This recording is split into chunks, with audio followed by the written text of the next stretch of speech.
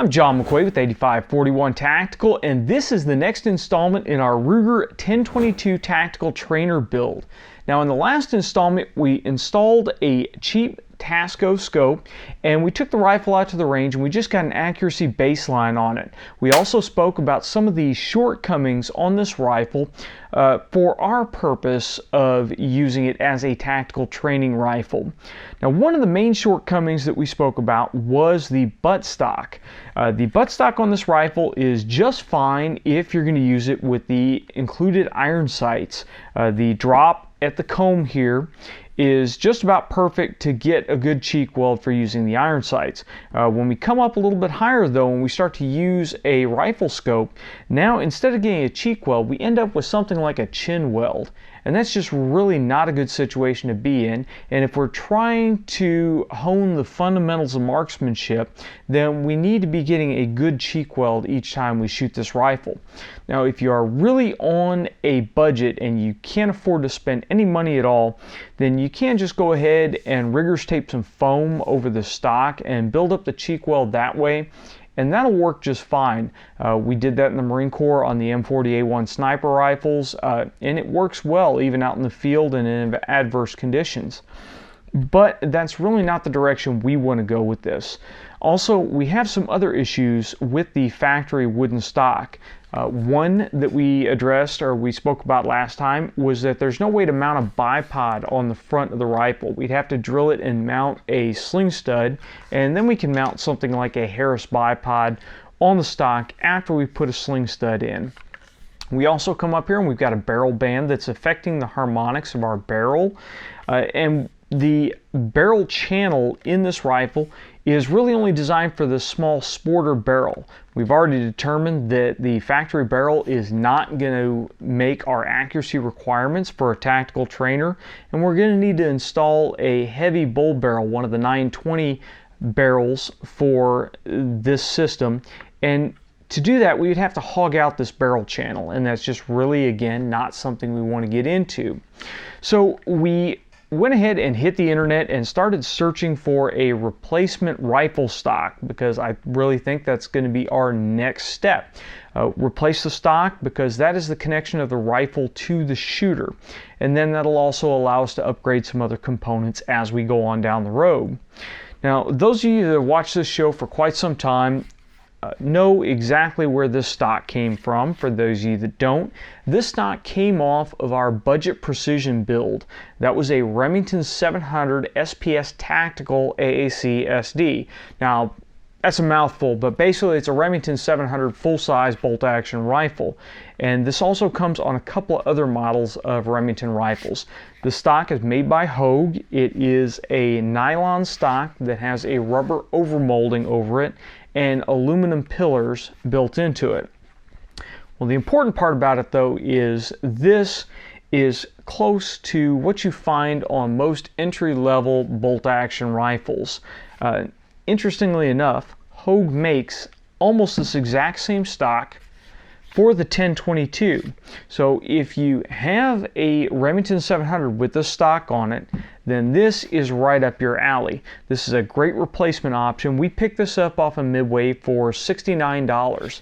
Now, this is not overmolded. This is just a regular nylon stock, so it doesn't have the grippy texture that the Hogue that we took off the Remington 700 has.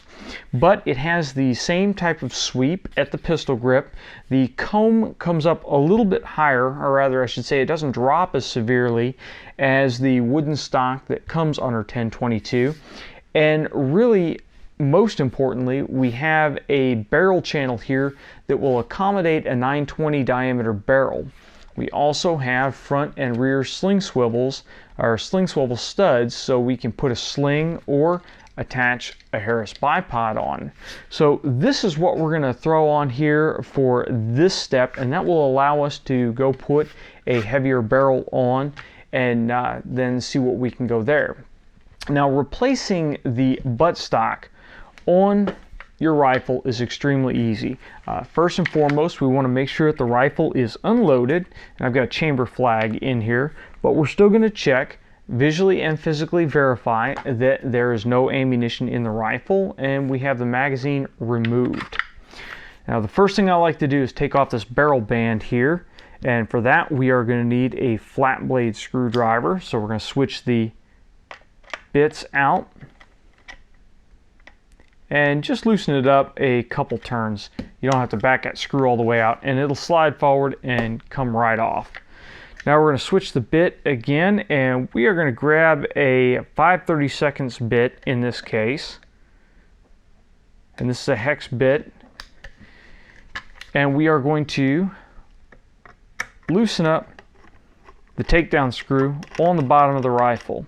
You don't have to take the screw out at this point, we just need to get it loose, and then we need to come back and we need to put our safety in the middle. Now I recommend holding the rifle upside down like this and keeping the action stationary and taking the stock off.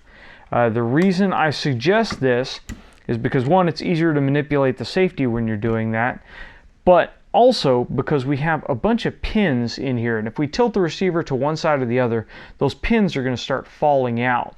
And while it's easy to slip them back in, if you aren't paying attention, they can roll underneath the workbench. You can cause all kinds of other problems, and if we don't have to mess with them, all the better. Now one thing that we are going to install while we've got this torn apart here is we are going to put a bolt buffer into this rifle. This is not strictly necessary, it's not really an accuracy thing, but this is the buffer pin right here at the back of the receiver, and it comes out very easy, and it is a steel pin, and that's actually what your bolt impacts at its rearwardmost travel. Now, over years and years of shooting these, you can run the risk of egging out the holes that it's in, and just really, I don't think metal on metal contact constantly is a really good way to go. This is a tougher buffer, and it's just a little blue plastic rod here. And the blue plastic rod slides right in where the previous buffer was, and it may take it a little bit to work it around to get it in there and get it lined up, but it'll slide in there, and then it will allow that bolt to come back and slam into the nice cushy plastic rod that's sandwiched between the bolt and the receiver, instead of coming back and slamming into a steel pin. Now it's not as rigid. There we go. It's not as rigid as the steel pin, so it takes a little bit of working around to get it in there. But that should also quiet our action down a little bit, so later on if you're shooting this rifle with a suppressor on it, then you don't get that loud clack clack of the bolt cycling back and forth. Now one other thing that we do need to do on our buttstock here is we do need to take the takedown screw all the way out of it. So you just turn the stock right side up here and just unscrew your takedown screw, and it'll come right out of there. Move everything aside. Now again, keeping your action inverted like this, we are going to take our new buttstock, and there's a ledge in the back, and we're going to hook that right underneath the trigger guard here. Again, you need to make sure that your trigger is still in the center position. If not, go ahead and put it there. It has the tendency to pop off if you just barely bump it taking the stock out. So we are going to drop our stock in, swivel it on, and then just take our takedown screw and run that back in here.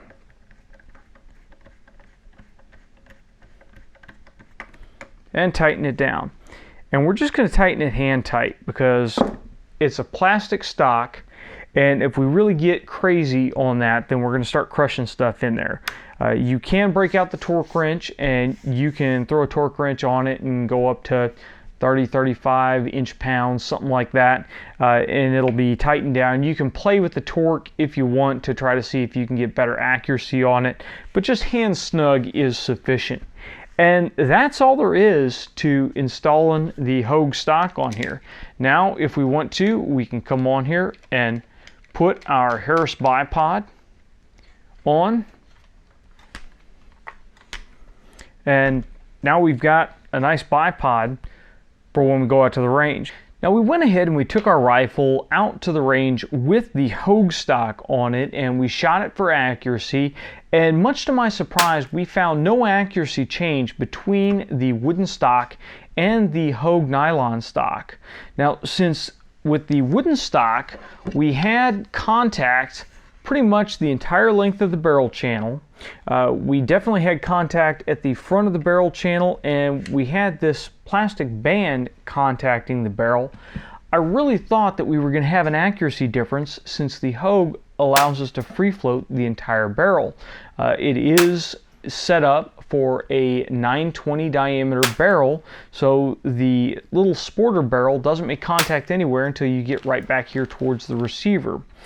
So I did expect more accuracy. We didn't get more accuracy, and that surprised me a little bit, but that tells me that the current setup probably is pushing the accuracy limits of this barrel. So I'm looking forward to getting a heavier barrel on it and go back out to the range. Now it's not a total wash though, because the Hogue stock does give us ergonomics that are a little bit closer to what we find on a full-size rifle. The comb has a little bit less severe drop. It's still not perfect, but it's less drop than you get with the wooden stock. And we have the ability to mount our bipod and mount a sling if we wish.